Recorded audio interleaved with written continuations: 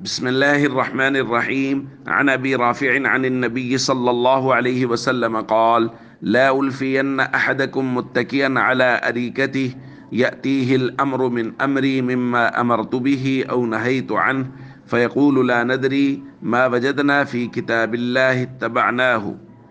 رواہ ابو داود۔ نبی کریم صلی اللہ علیہ وسلم نے ارشاد فرمایا،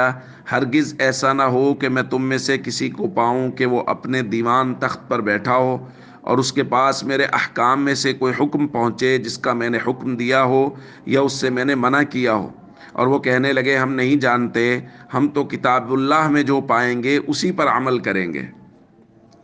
دوسری روایت میں نبی کریم صلی اللہ علیہ وسلم نے ارشاد فرمایا، یوشک الرجل متکئا علی اریکتہ یحدث بحدیث من حدیثی،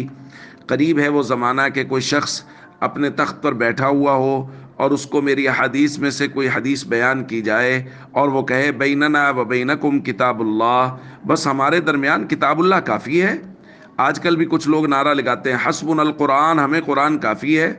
اور وہ آگے سے کہے گا فما وجدنا فیہ من حلال استحللناہ، جو قرآن میں حلال ہے بس اس کو ہم حلال سمجھیں گے، وما وجدنا فیہ من حرام حرمناہ، جو قرآن میں حرام ہے اس کو ہم حرام سمجھیں گے۔ پھر نبی کریم صلی اللہ علیہ وسلم نے ارشاد فرمایا، الا وانما حرم رسول اللہ مثل ما حرم اللہ، جس چیز کے حرام ہونے کی خبر اللہ کے رسول نے دی ہے وہ ایسے ہی ہے جیسا کہ اللہ کی حرام کردہ چیز ہے، کیونکہ نبی پاک صلی اللہ علیہ وسلم اللہ ہی کے نمائندے ہیں۔ جو بات رسول اللہ صلی اللہ علیہ وسلم نے کہی ہے وہ دراصل اللہ کی بات ہے، چونکہ قرآن میں ہے وما ينطق عن الهوى ان هو الا وحی یوحی۔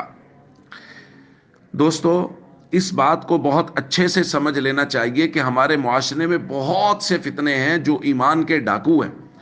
کچھ دوست شاید یہ سمجھ رہے ہوں گے کہ جی ہمیں اعمال کی بات بتائیں، ہمیں اخلاق کی بات بتائیں، جیسا کہ پہلے دروس چل رہے تھے، اب یہ دروس میں کبھی منکرین صحابہ کے خلاف بات ہو رہی ہوتی ہے، کبھی جو احادیث کے منکر ہیں ان کے خلاف۔ بھائی بات سمجھیں، سب سے ضروری بات ہے ایمان، سب سے ضروری بات ہے ایمان، اور ہم اس بات کی کوشش کر رہے ہیں، ہمارا باب بھی یہی چل رہا ہے، کتاب و سنت پر عمل کرنا۔ اور جو لوگ کتاب و سنت سے ہٹے ہوئے ہیں، دین کے اجماعی مسائل سے ہٹے ہوئے ہیں، ان لوگوں کی نشاندہی کرنا کہ یہ لوگ دین کے اجماعی مسائل سے ہٹ چکے ہیں۔ انہی میں سے وہ لوگ ہیں جو کہتے ہیں حدیث کی کوئی ضرورت نہیں ہے، بس قرآن کافی ہے، اور یہ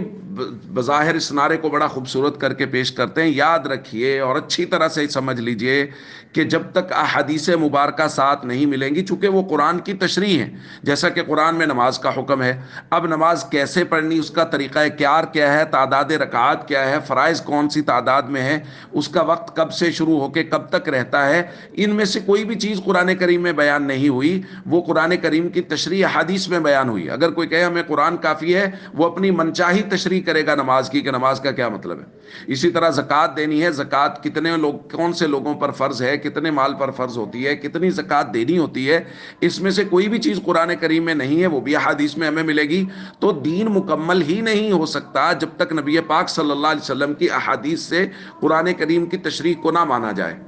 اس لیے جو لوگ یہ دعویٰ کرتے ہیں کہ بس قرآن کافی ہے، اس کے علاوہ کسی چیز کی ضرورت نہیں ہے، وہ گمراہ لوگ ہیں اور امت کو گمراہ کرنے کی کوشش کرتے ہیں۔ ہمیشہ ان سے بچ کے رہیے۔ السلام علیکم ورحمۃ اللہ وبرکاتہ۔